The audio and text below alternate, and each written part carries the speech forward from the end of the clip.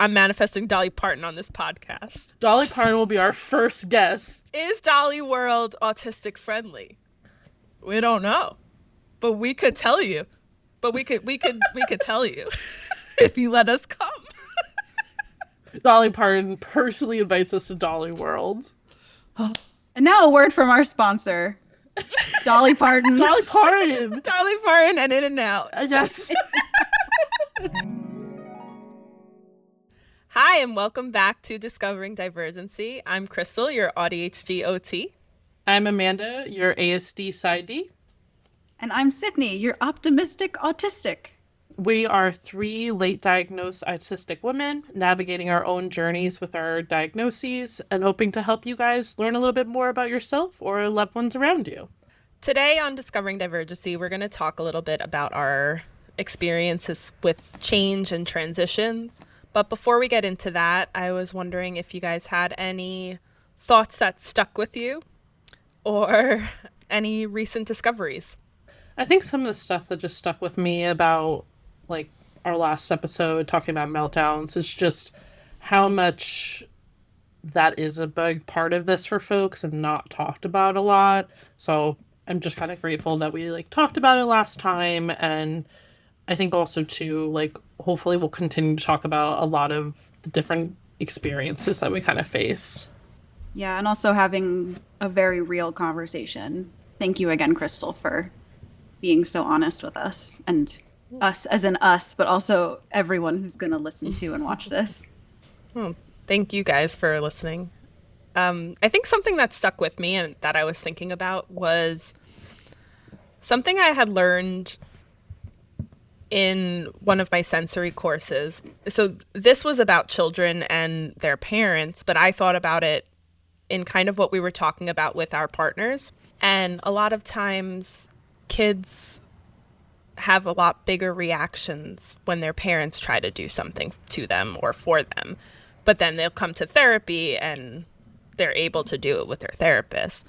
And the way they explained it was that, like, especially with sensory needs or differences, like, parents are the biggest offenders of those things because they have to be. Like, a parent has to dress you every single day. A parent has to get you to brush your teeth. A parent has to get you to do those things. And so we might have bigger reactions to those people that do those things with us more often because we just have more experiences with them. So, like, our nervous system is, like, a little bit more on guard because we do know how that maybe that had happened in the past. And I don't know if I like fully got my thought out there, but I think that relates to partners too. And biggest offenders in not in like a mean way of like when I'm overstimulated, the touch of your hand, even if it's very light, feels painful. And who touches me the most but my partner? And so I'm going to have a larger reaction because I'm expecting that to hurt in those moments. Yeah, I definitely think it's hard when, like, if we have a spouse or significant other, like, they are the people that we're the most exposed to. Typically, if you're living together, or even if you're not, you might see them more frequently than other people. And I think there's a lot that we can definitely dive into. And I think, like, definitely a future episode will kind of, like, talk about, like, probably our experiences with dating, because there is a lot of rich things there. I also want to know, Crystal, how your birthday was. Oh, it was so lovely. I've like started a fairly new thing the past like 4-ish years. I did 3 out of the 4 years. I really enjoy spending time alone, and especially on my birthday. So I've made time to do things by myself. And like for my 30th birthday, I didn't, and I completely crashed out because I tried to do way too much in a couple days. But so I went forest bathing. What is that? What is that? I ran around naked in the forest. Did you really? Did? No. Oh, I did okay. not. See, that's the autism. I'm like, Crystal's totally serious. I would, but that wasn't it. It comes from a Japanese technique, and sometimes they'll call it nature therapy, but you're literally like with a guide, and it's kind of like a guided meditation through a forest or through like a garden or something. They give you like different prompts to do. So like one was like spend 15 minutes with a tree. Interesting. So I just like spent 15 minutes with like this tree and like touched it and looked at it and smelt it, and it was really cool. It was really relaxing. I like put my phone away, but super cool actually. So after each initiative, I think they were called, or invitation, they were called, you would meet up in a circle and like share your thoughts on the thing. And one of the women was like, oh, I've been thinking about this project that I've been working on, and this is just really giving me some clarity. So at the end, I like really wanted to talk to her about whatever her project was. So I went up and asked her, and I was like, do you mind telling me a little bit about the project you're working on? She's like, oh, well, actually I have a son with autism, and I'm wanting to like open up some type of school and like include nature and stuff. And I was like, oh my God, I'm autistic and an occupational therapist. So like we're going to connect and just like talk about what she's doing. But it was really That's cool. so cool. That's awesome. Yeah. I went to this like fancy Chinese food place with two of my friends and my partner, and we played a gnome game that I got in Ithaca. I made my vision board. I did some crafts I love too. that. I had a very crystal day. It was great. That's awesome. And you were telling me you got a gift from your coworkers? Yes, they got me a crochet kit for a sunflower gnome. That's so awesome. I know. And Amanda and Sydney got me a Bob Ross chia pet. So once I put that together, I will update you guys. That's awesome. But it's amazing. It was great because literally my friends came over before I opened that, and I was like, guys, I'm Bob Ross. Just so you know, I became Bob Ross recently. I started playing Bob Ross while I paint. I was sitting on the balcony and I was just narrating myself painting. And it was I love that. That's so fun. I should try that when I do watercolors. You should. It's really fun. I was thinking about like how different my birthday is now, because I used to have so much anxiety around it, like trying to do the right thing and like make sure everybody wants to hear me and see me does see me.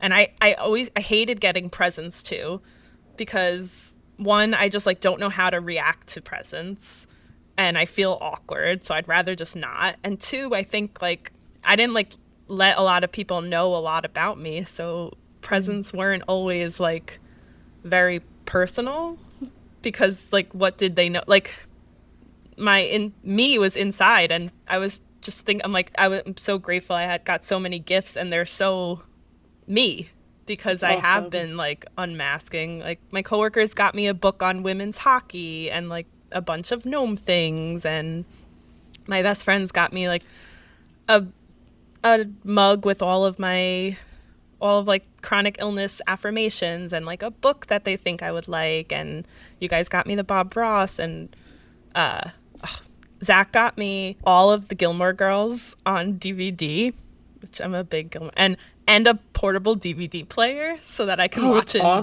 bed.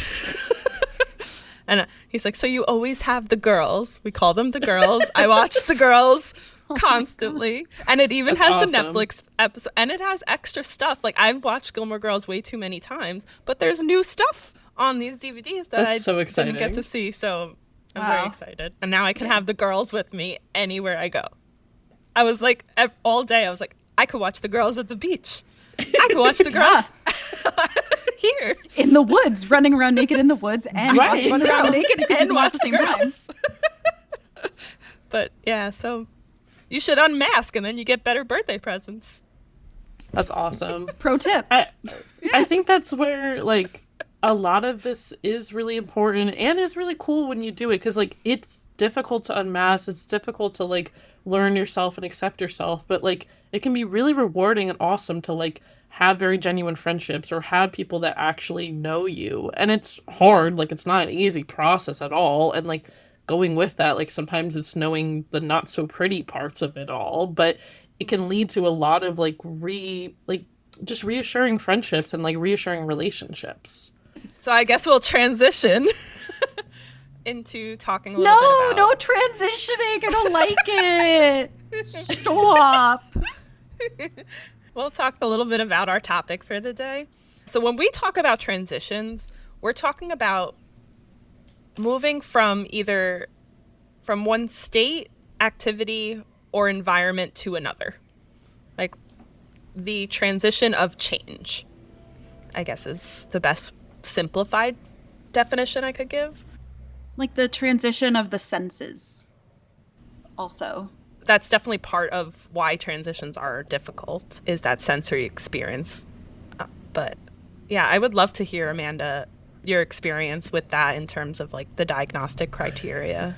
Yeah, that's why I wanted to kind of start with that, because I think it can be hard to kind of understand without kind of the framework. Because if you just look at it, you're like, oh yeah, some people just struggle with transitions. That doesn't necessarily mean autism is related or this different thing is related, but it kind of comes up in a different way. So what I'm going to be reading and referencing to is this thing called the Diagnostic and Statistical Manual. This is the way that psychologists and other professionals diagnose autism as well as other disorders, but I'm specifically talking about autism spectrum disorder.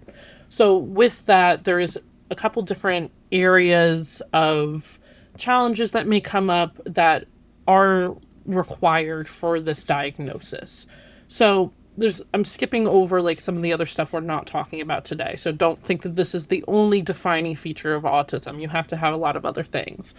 But one of the things that comes up in the diagnostic criteria is this section that says restricted repetitive patterns of behavior, interests, or activities as manifested by at least two of the following currently or by history. Examples are illustrative, not exhaustive.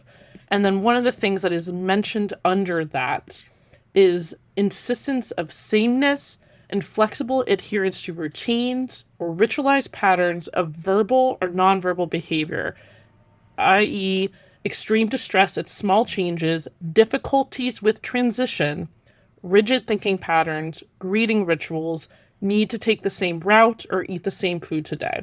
So there's a lot of very specific language and a lot of things that for some folks, they might be hearing that and be like, what does that mean? What does that actually look like?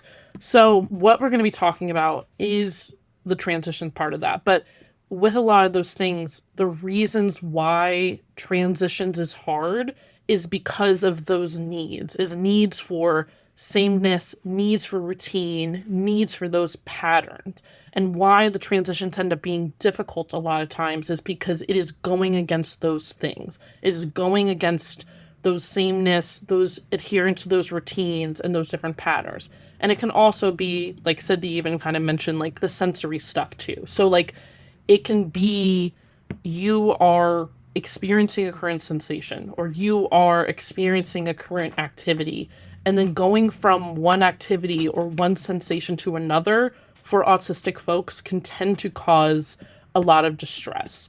So we'll talk about too, like our personal experiences with that and what this kind of looks like and maybe some terms that I kind of have for us. But that's kind of the initial thing with that. I guess I'm wondering, like, I'm used to kind of this language and these kind of things because this is kind of my background.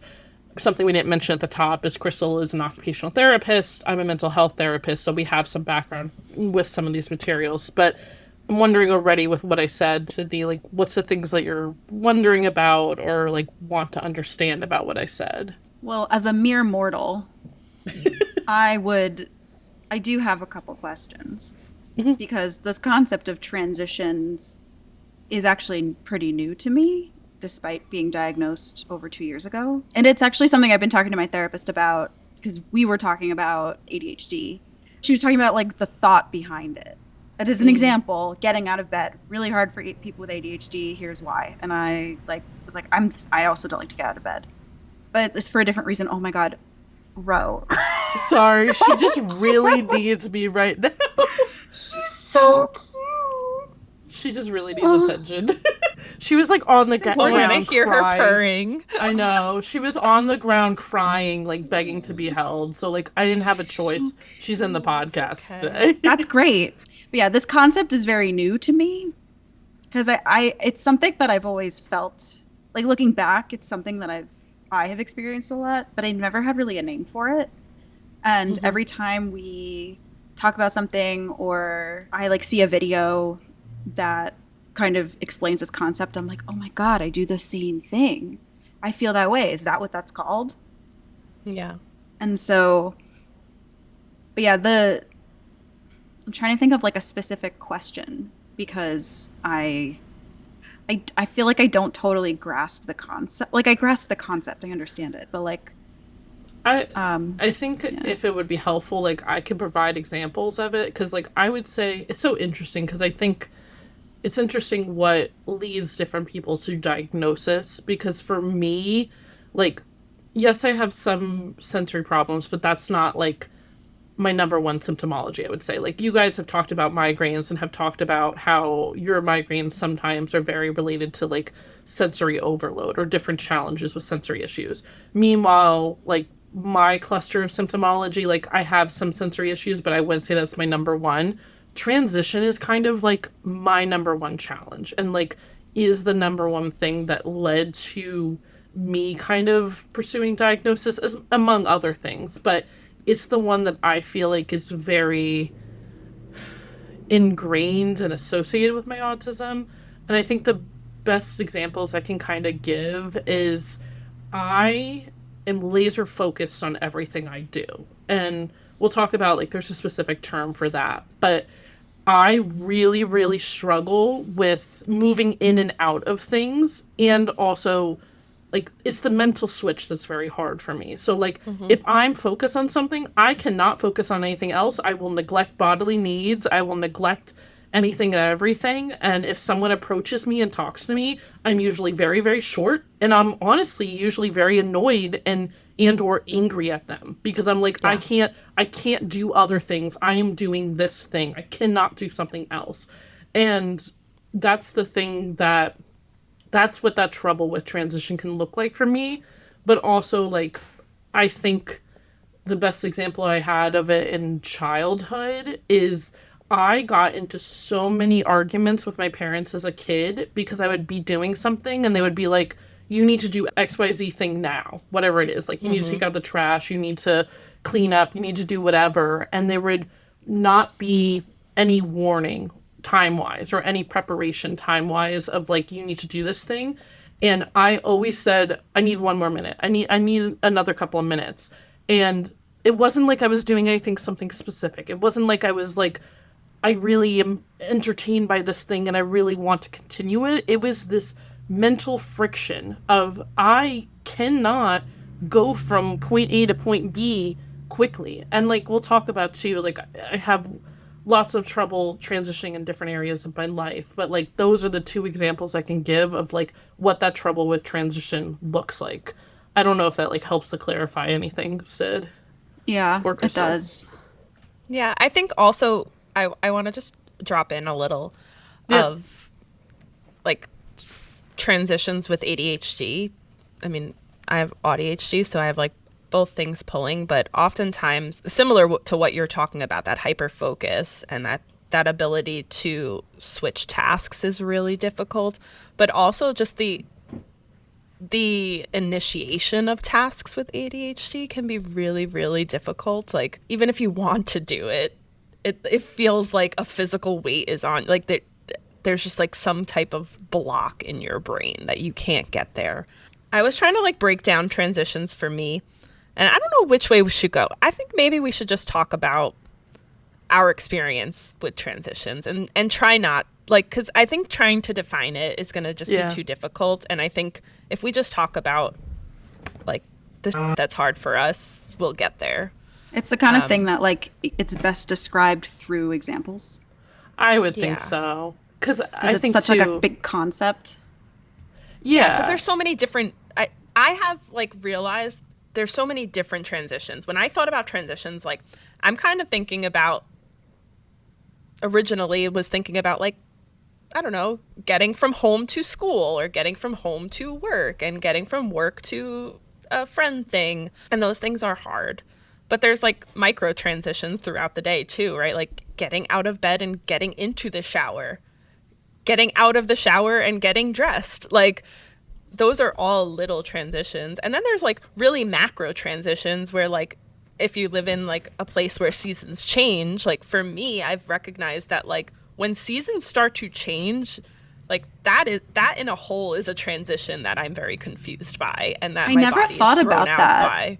But that's totally, I never thought about that. But that's right. Like your clothes are changing, like Yeah. how you do things are changing, and like every season I go through a couple weeks where like things are just feeling so off, and now I can recognize like, oh, it's because the weather is changing. Like that is literally the only thing going wrong right now. And it's not wrong. That's the only thing that's going on, but it feels wrong. Like it feels like something is going wrong. My anxiety is increasing. Like my skills are regressing. Like everything is harder. Why? It's just fall. Like the colors are changing. At least they're pretty. Yeah, like the first week I have to wear shorts is very difficult for me. I'm like, I feel weird not wearing pants, and I have to get used to wearing shorts and then like restyling my clothes to be shorts outfits, which, you know, sounds like dumb, but like it's a little distressing. And then on top of that, I'm like kind of bullying myself, and I'm like, why am I so upset about this? And then like that adds a lot. That's what it is like a lot of times I'm having difficulty with the transition, but I don't realize it. And then I'm mean to myself about it. And so I guess the next step of like my journey is figuring out, being able to identify, I am having difficulty with this transition, and I need to just like be okay with that and be nice to myself through it. It can look very different for each person. I think it can look different in different ways. And it's, I don't know, I feel like the best way I can kind of explain it for myself is like, it's hard to explain it when someone might not experience it. And other folks, even if that are autistic, might not experience it. Like, you don't need every single symptom to have autism. Like and even if you do, it can look like different things. But I think the other things that come to mind is like there can be a lot of challenges and transitions throughout the year, like even like going into Christmas time for some folks, or going into like the months changing or the weeks changing. Like even just preparing for this podcast, like some of the stuff I was looking at is like sometimes even transitioning from the weekdays to the weekend can be a very like challenging transition for some folks, because it can be very different. There's different expectations and different things that are supposed to happen. And I think the thing that comes to mind too is like Crystal was kind of saying too, it's like this mental weight and this mental friction. Like, and at least for me, that is long standing. Like, it does not matter what's going on. And like, I have to take time to transition, because if I don't, that's a big trigger for meltdowns for me. Is like, and sometimes I have to, sometimes we don't have time for me to sit and have buffer time for every single activity I'm doing. And I've had days where we've had to do a bunch of things in the morning, and I have to get ready, do a couple things in the house, leave, go somewhere else, come back. And then I'm probably going to have a meltdown, because my own nervous system needs that time to prepare for an activity and to recover from an activity for almost everything. Like the worst things that are my transition problems that feel very stupid in my head, even though it's what I need, is I need transition even when I'm starving. I will be so fucking hungry and need to have a meal, and I'll be at work and I'm like, I cannot get up and go get my lunchbox because I need to take a breather right now. And then I have to get my lunchbox, and then I can eat, and then afterwards I still need transition time. I still need a few minutes after I've eaten to go into the next activity. And that's my entire day. Almost every single day is I need a few minutes before and after almost every activity I do. Yeah, I'm thinking about when we first started working from home in COVID, and I still work from home the majority of the time. But something that was talked about a lot, and that is definitely a big challenge for me, at least working from home, and I know for a lot of my colleagues and other people I know that work from home, is the transition between like off duty working and then like going back off duty and like having the nighttime. Because I work in my living room and I spend the evening in my living room. So I'm really only moving like 5 feet. I mean, obviously I walk around during the day, but like in terms of like where my desk is in proximity to where I sit on the sofa at night to relax, it's like 5 or 6 feet away, barely. So like I'm not really physically transitioning anywhere. My environment is not changing. And so it's very hard to mentally transition. And that has caused me a lot of anxiety and a lot of distress over the last 6 or so years that we've been working remotely. I've had to find ways of coping. Like I go for a walk in between, like when 6 o'clock hits and or whenever I'm done, I go for a walk and then I come home and have dinner. So it kind of feels like I left the office and I came and I went home. I know someone who would like drive around the block at like during COVID, like a long time ago, but like at the point where we were all desperate, they would like drive around the block. Like I always try to like get up and go do something in between, but it's still very hard. And I like play video games at my desk too, not just work. So I've actually stopped doing that and therefore stopped playing the video game that I really love, The Sims, because I can't like mentally differentiate between work and fun. And when I'm sitting in the exact same spot. And so I don't really do it as much anymore because I'm not playing The Sims for other reasons. If you want to know why that is, Google the EA buyout. And it's really awful. And what I used to do is I'm at my dining table, I'd work here, and then at night I would go play the game on my computer, which is because it's in a different spot. But like I can see my desk from here. So it's still not that different. I had a question. So in talking about transitions, does that also include like last minute change of plans? Like is that grouped in this category, or is that a completely different thing? I would group it for our sake. Because it's like a sudden transition. Like it's still a transition. It's just like even the idea of it. I don't know about you guys, but like even the suggestion of a change can set me off. Yeah. I have another good example for that one if you guys want another example. Again, unfortunately, this is like my biggest challenge. So with like change of plans, I had a day where like this is back when my spouse had a different part of his job and everything. And usually like he was at work most of the day and like wouldn't come home till like nighttime. And I was at home and I wasn't doing anything particularly interesting or anything that like he couldn't be around for or whatever, but he told me that he was coming home earlier and coming home in the afternoon instead of at night, and I had a complete meltdown. Like, and I love my spouse and I want to spend time with my spouse and I have no problem spending time with my spouse, but that abrupt change, again with the rigidity of routines, the sameness, the expectations of like he's not supposed to be here at this time, he's supposed to be here at nighttime, he's not supposed to be here in the afternoon, not that I don't want him to, but that abrupt change had me have a meltdown because that is really hard for me. Like I can't handle those things. And I had a similar thing around that same time period of like a different day that like I was coming home from work and my spouse was like, my literal best friends are coming over, and I had another meltdown because I'm like, no, they're not supposed to be there. Not that I don't love them and not that I don't want to see them. That is not what's supposed to happen on this day and time. And like that is again like the ways that I struggle with transition / changes is like again the sameness, the rigidity. I love these people, I want to see them, but there needs, for me, I need the accommodation of knowing it's going to happen or I might have a meltdown. Yeah, I was invited to a party and I was deciding if I wanted to go, and I did want to go because I really like this person and I don't get to see them too much. So I decided to play it by ear because we were also getting lunch with my family friends, and that was, going to take a lot of energy for me. Just like seeing people in general and leaving the house. And I didn't know if I could like last minute pivot and then also go to a social event.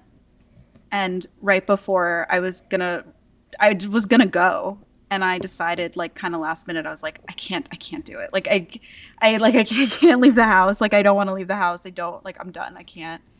And it also like gave me a lot of distress this is the second time I'm using this phrase today, pedal plucker. I felt really bad because I wanted to support my friend, but I decided like I couldn't do it. I couldn't pivot like that. You couldn't last minute go to a social event. Crystal, do you mind explaining what a pedal plucker is for folks that didn't listen to our other episodes? Yeah, so a pedal plucker is what I'm redefining a people pleaser as, and it's somebody that gives all that they have regardless of what it's going to do to them. I kind of want to or try to explain how I feel when that happens. When a transition happens, when a like a sudden change happens. Like I don't know, I have like a very physical feeling. So early on when I started dating my partner, I was very like, I'm going to be unmasked with this person. And like, if he doesn't like it, okay, like not the person for me. And it was super scary. And every time I was like waiting for it to not be okay. And every time he was like, all right, that's fine. Like very chill with it. Like I would think that it was going to be the end of the world. And he was like, because I'm quite dramatic. So I remember very specifically, there was a time when we were at my brother's football game. I think he was meeting my dad for the first time too. And a couple of my friends were supposed to come, and then we were going to have dinner with them. My friends didn't come to the football game, but they change plans often and very last minute, so that was expected. I didn't like, when they're coming to something, I'm like, maybe they'll be there, maybe they're not. So they weren't there. I was like a little bit off, but not really, because I expected them to maybe not be there.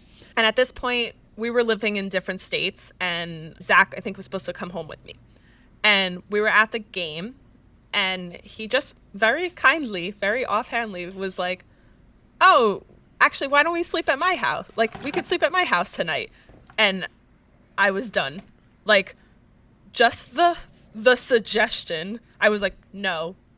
And like, I could feel, he couldn't explain. I was off the whole rest of the night. I did push through. We did go out to eat with my friends. And like, I was having this huge reaction to him just suggesting that we could go to, and I was like, but we talked about going to my house. If we were going to go to your house, I would have packed things. I would have planned for this. Like, but we talked about going to mine. He's like, okay, we'll go to your house. And I'm like, but why would you suggest that if we already said that we were going to go to my house? He's like, I don't know. I just thought maybe we could do that. And the next day we still talked about it. And I was like, when we have a last minute, like, I feel it go through my entire body. Like, something in my body changes. Like, I don't exactly know how to say it, but I'm like, I know it shouldn't, but that is what happens. And like, anything last minute like that, unless I'm expecting it, if that makes sense. Because I've had moments like I had to get used to that, because his job is very like unpredictable. He might get called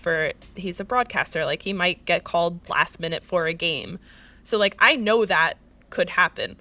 So like, when that happens, it doesn't necessarily throw me off, but I need warning time. Like, if you're going to be late, that's okay. I just like, you need to tell me so then I can adjust my like brain and like the time that I have to take, because I also need time before and after activities. So like, if that time is going to change, I need to know. But I didn't realize that like other people didn't have this like full body reaction to a change. And like, I get that even just going from weekend to weekday. I think like every weekend, like I start work on Tuesdays. Every Tuesday morning, I feel that way. And now that I like can label it, like I'm just transitioning back into a work week. It feels less like I'm not giving it as much power. I feel like I just understand what it is. Yeah, I was telling you earlier that I work 9 to 6 every day, very predictably, Monday through Friday, 9 to 6. I get an hour break every day. As difficult as that can be for like, you know, other reasons for more like burnout reasons and migraine reasons, it's great for the predictability. Mm-hmm. I learned pretty early in film school that I didn't want to be a freelancer because I can't deal with the unpredictability of income, and I can't deal with the unpredictability of my schedule and the change of my schedule. I can't do that. Like and it's partly why there have been a few times where I've like been all gung-ho about like starting a business or like whatever. I have trouble not sticking to a routine with things in that way. And like, so I like being my own boss is like, it's very difficult for me in terms of like starting a business or something like that. Another thing that comes to mind is one of the last times I went to the movies, I went to a matinee and we saw Project Hail Mary with the wonderful Ryan Gosling. And I think the movie was at like 12 and we got out at like 3, something like that. But I was a mess. I had a migraine. I was totally shut down. I was not talking. I couldn't make decisions. We came home and I laid on the sofa with my weighted blanket on folded up extra heavy on top of me, and I have a weighted like bear stuffed toy, and I had my headphones in and I was listening to music and I was like rocking back and forth and drinking water. I don't really know what I would call that, what state I would call that, but like it was not good. I was out the whole rest of the day. And then I was like, I've been to the movies a million times. Why was that such a big deal? And my husband was like, oh, it's because we went to a matinee and like the light was different when we came outside. And I was like, but I've done that before. I don't know. He's like, well, maybe you were like really into the movie or it was stressful. I'm like, it wasn't, I didn't feel stressed at all. And I think it was genuinely just this like going from like point A to point B, like inside the movie theater to outside the movie theater in like real life. Also, the movie theater is at a very busy outdoor mall, so that doesn't help. Very overwhelming place to be. But I think all of that was just like, that was a terrible transition. But that was something that I didn't even know until I think I even talked to you guys, that like that is a transition that I have difficulty with as an autistic person, that I didn't even realize that's what it was. I remember that conversation and it opening my eyes too, because I used to like going to movies. I don't like going to movies anymore. I don't really often go for sensory reasons. It's very loud. It smells a lot, like not necessarily bad, but there are smells. So when Sydney brought that up to us, I realized too that the transition part of it was really hard for me, because I often like, you go in, it's sunlight, and you come out and it's dark, or just that chunk of time, like that's like a 3.5 hour chunk of time of your life that feels like it's just gone. And like you're transitioning from this world of like, I was at a movie and now I'm not. And I didn't realize that was part of what was difficult for me until you had brought that up.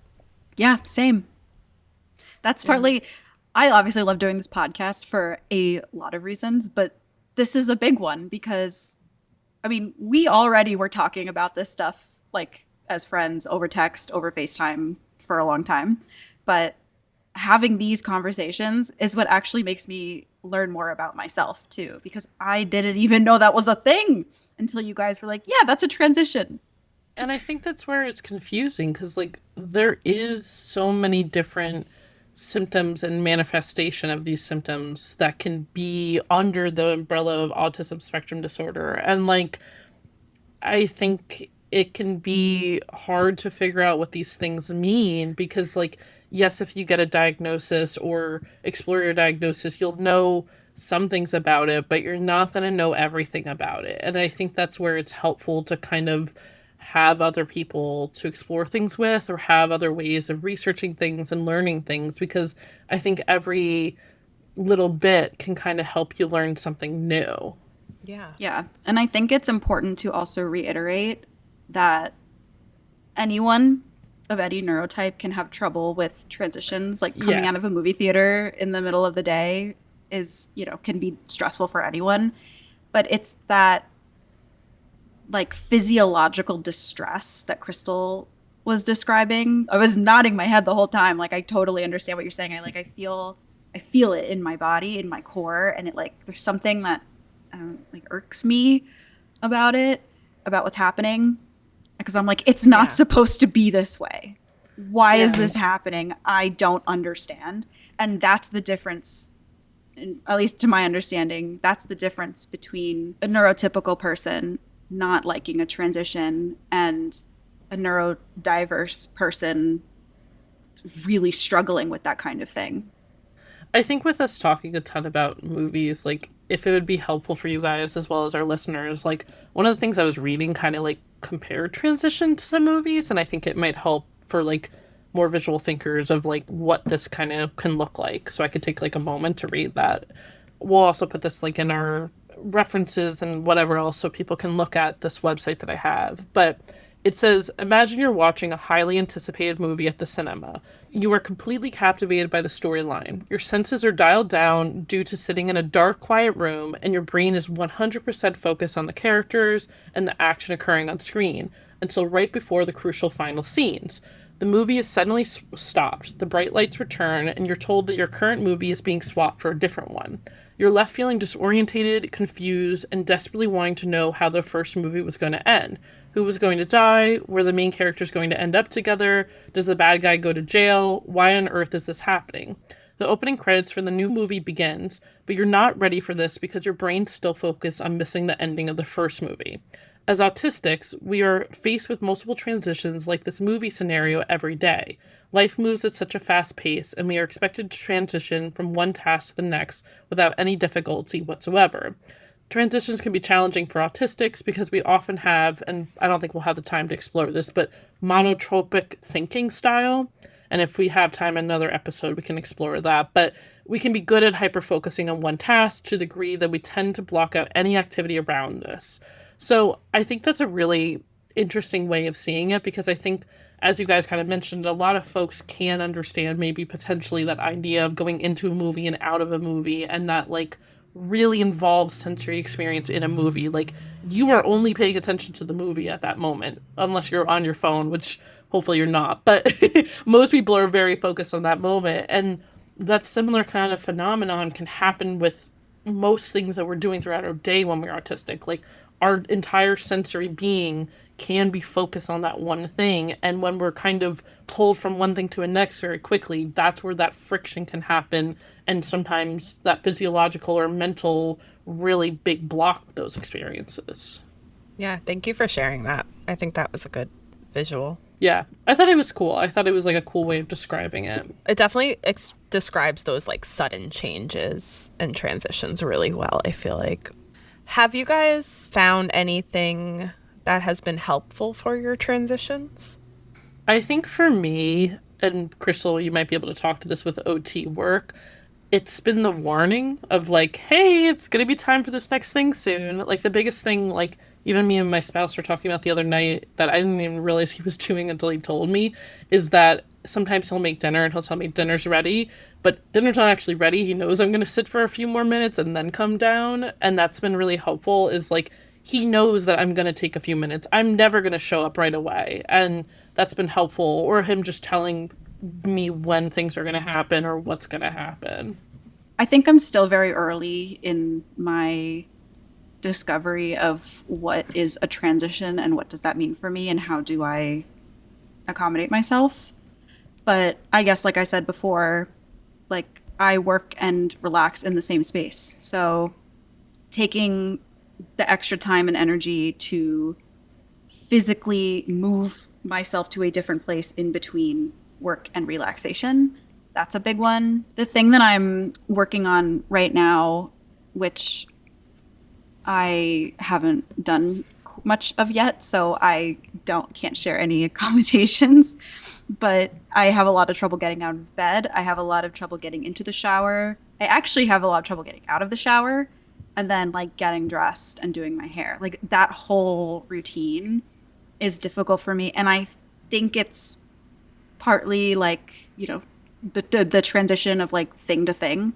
But I think it's also a lot of sensory transition of like, I'm cozy and then I have to like, you know, shower and then I have to like have wet hair. And that is really annoying for me, because the days that I don't wash my hair, I'm so much better about it. Yeah, no, I think that's a great point. Like, part of why transitions can be hard can be the sensory aspect of it. I have adapted a lot of transition things that maybe can be helpful, Tell I us think Amanda's- everything we want to know. I think Amanda's right. Warning, like giving yourself time and giving warnings, like that is helpful if other people are giving you warnings, but like taking time, and like I have to get to work at least a half hour early. Like even if I'm sitting there and doing nothing, like I have to, because I can't just transition from car, work, and home. Like I need to have that time. It used to be longer. Like I used to need like 2 hours. Like last year when I was like much more dysregulated, like I was waking up at 5 o'clock in the morning and not starting work till probably 9. Like I needed that much time to get myself going and to get myself like into a mental state where I could do work. And I would take that time. I was doing latch hook, I think, or like some type of craft, or like I would read, I would listen to music. Like I had a routine that I could do before my day would not be routine. And then when I got to work, I had my like thing that I would do. I would like sit down and set all my stuff up. I would go to the bathroom.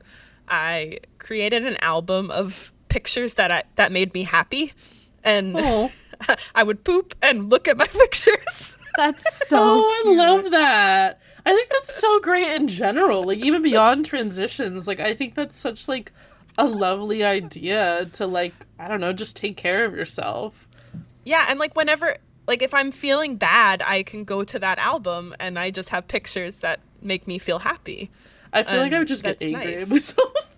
Like I feel like I would look at the happy photos and be like, this is not making me happy. I'm still angry. That's such a cute idea. I love that. Pairing music or podcast, but predictable. Like I had with my transition time, like to transition me into the next activity, I had a playlist that I listened to, like just that playlist, those 6 songs or whatever it was. And so like that was something predictable during an unpredictable time, like into that transition. Or I had like a podcast focused on my special interest, aka autism, and I listened to that during my transition time.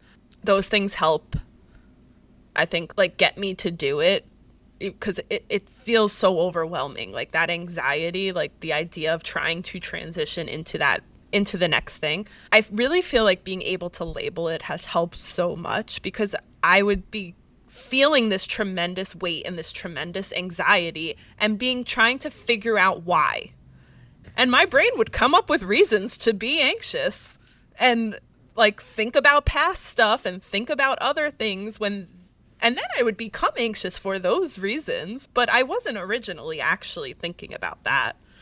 And now if I catch myself and I'm like, oh, I start work on Tuesdays, I'm like, it's just Tuesday. I am transitioning from weekend mode to work mode, and I will be anxious until I start working. And I will get to work and I will see my kid, and then I'm like, okay, I'm back in week mode. And now I'm okay. And I think just labeling it has been a big deal. Like knowing I'm going to lay naked in bed after my shower for 10 minutes and scheduling that, like, is cool. Sometimes when I have like a really hard time getting in the shower, like I ask my partner to come and like watch me get into the shower so that I will do it. Or like you could have like call somebody and be like, I need to get in the shower. Like make me get into the shower. Like sometimes when I'm like stuck on my phone, if I'm like I don't even want to be scrolling, but I can't transition away from this. I'm like, help, I'm stuck. And Zach will be like, let's do this or this, and then I will pick one of those things. But so I think those have been helpful transition things. I guess I'm thinking of another one that I do as I'm listening to you talk is the general concept of like increasing predictability. Mm-hmm. And I do that a lot with music. So like I listen to the same artist or album over and over and over and over and over again, like till I find the next one. Mm-hmm. And I've always been that way. Doing that helps ground me, I guess, to in a stressful time to listen to something that I'm comfortable with. Mm-hmm. Like going home from the movies that one time, I like put on my music. And I know it's not my husband's favorite, but I put it on anyway. Oh, yeah. When we were leaving for vacation, I was texting Amanda because I was like having a rough time transitioning from my house to the car to go to vacation. Florence and the Machine is like what I go to when I'm like really dysregulated. Like sometimes Zach will come home and I'm like, I had a rough day. He's like, I know, I saw Flo on the YouTube. That's so funny. But yeah, so I just like sat and listened to that until I got myself to a more regulated state, and then we listened to our podcast, which has also been more regulating because I'm like, I lived this and now have listened to this like 4 times, and it's just like listening to my friends' voices. But yeah, I think pairing things that you know is regulating to you during times of transition can be helpful. I think that's where too, like, it is important to just like let yourself be. Like, I think there's so much idea sometimes of like, oh, I shouldn't watch the same show over and over, or I shouldn't listen to the same music over and over, I shouldn't eat the same meal over and over, I shouldn't do XY thing like routinely and repetitively. But for our autistic minds, like, that feels good, and that can feel safe when other things in our life isn't predictable and isn't routine. And I think it's sometimes being able to let yourself lean into those things and just let yourself enjoy them. Yeah, I remember having that, because I used to feel that way. Like if I went to a restaurant, like I couldn't get the same food every time. Like I had to get something different. And then I was just like, why? Like I can just eat what I want to eat. And like, oh, but we ate that yesterday. Like, so? Like I can still eat it today. Like it's okay. There are restaurants that have like 3 things on the menu. Like In-N-Out only has burgers and fries. Yeah. For a wonderful reason. Do you want to share?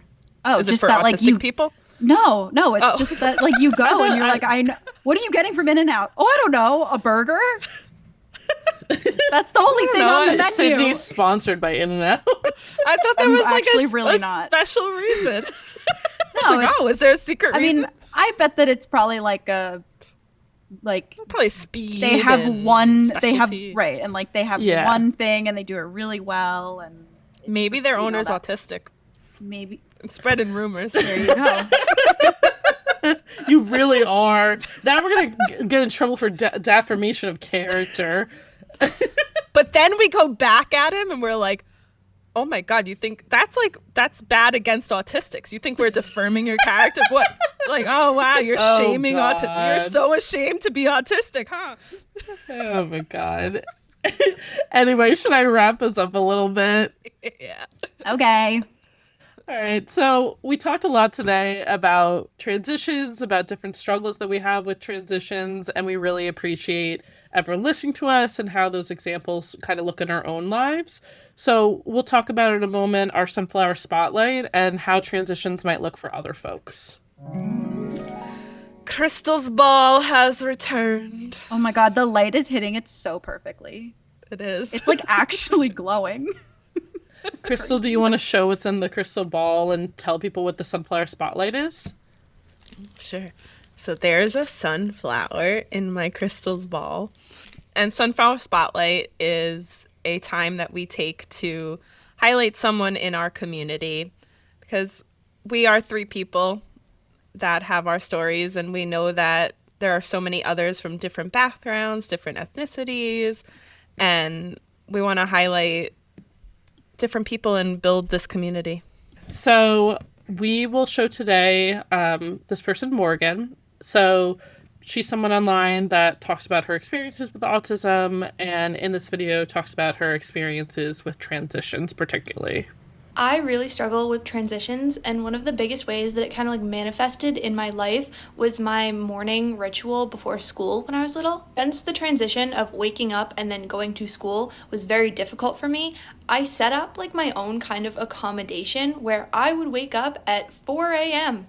because I needed 3 hours to mentally prepare myself for school. I did this from like elementary school all the way through college. It took a very long time for me to transition from, okay, I woke up, I'm at my house, now I'm going to school. There was so much that went into that transition for me because I was a highly masked autistic and I needed to mentally prepare myself for the socialization of school that day. I would wake up and then I would just lay in bed for like 2 hours and mentally plan out my day and self-script and practice conversations in my head and say, oh, what if someone asks you this? What if a teacher says this? And plan out everything that might happen in the day. It also took me a very long time to get dressed because 1, I struggle with the transition of getting dressed, but number 2, I wanted to fit in so badly and I put so much emphasis on what I was wearing because little autistic me thought that what I was wearing was like the most important thing and it would hide the fact that I was struggling with my autism. But yeah, me struggling that much with the transition of going to school every morning should have been a red flag. So that's Morgan. That's just another example of how someone can struggle with transitions.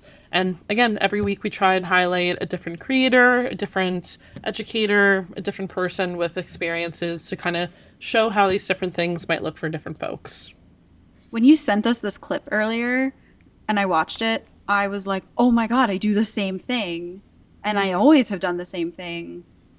And I thought, oh, I just like haven't broken my routine. It's just like been my routine. But it's not just my routine. Like my routine is what it is for a reason, is that I have so much trouble picking out my clothes, getting dressed, getting out of bed, not in that order, but like whatever. And like all that stuff. And then for school growing up, it was the same thing. I would get up extra early. I would lay in bed, prepare myself to get up.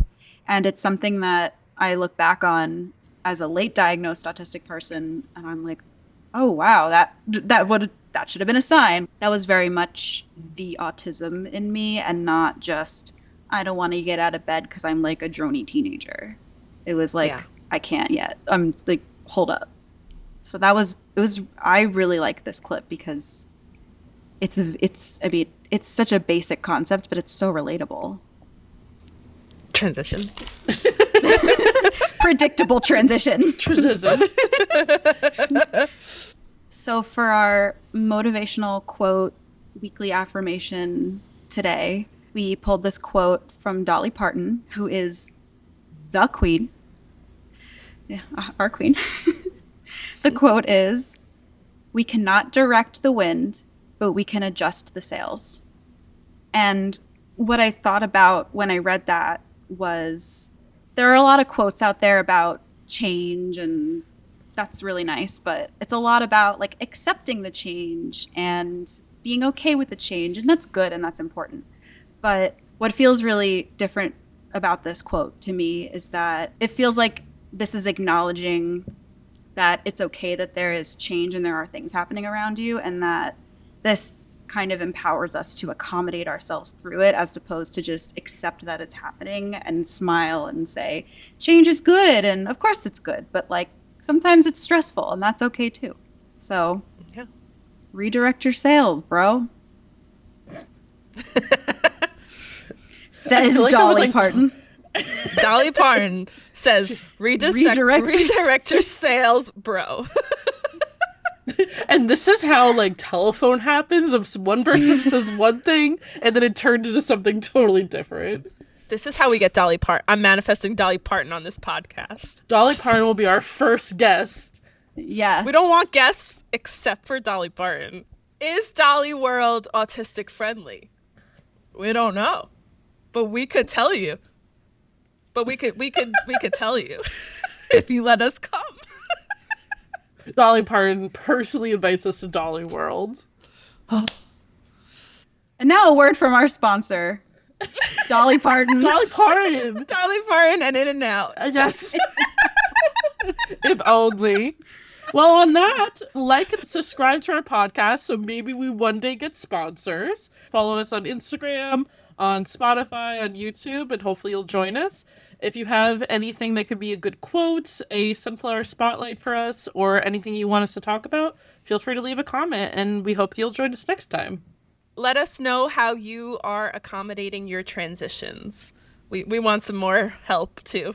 Thank you guys for sharing your stories with us. I always appreciate it. And thank you again for Bob Ross. I can't wait to grow his hair. You're so welcome. Can't wait to see it. Okay, love you. Bye. Okay, love you. Bye.